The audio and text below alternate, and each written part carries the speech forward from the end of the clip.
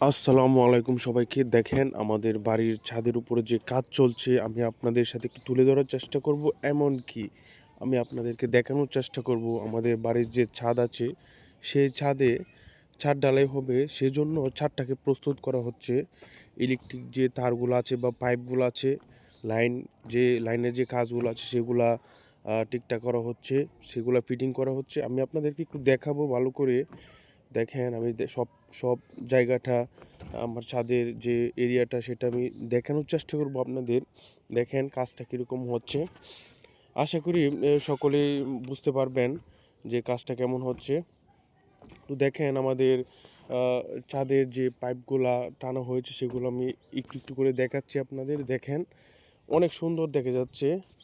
দেখেন অনেকগুলো পাইপ, পাইপের যে আকার আকৃতি অনেক সুন্দর দেখা যায়। দেখেন শুধু পাইপ আর পাইপ ভাসতেছে।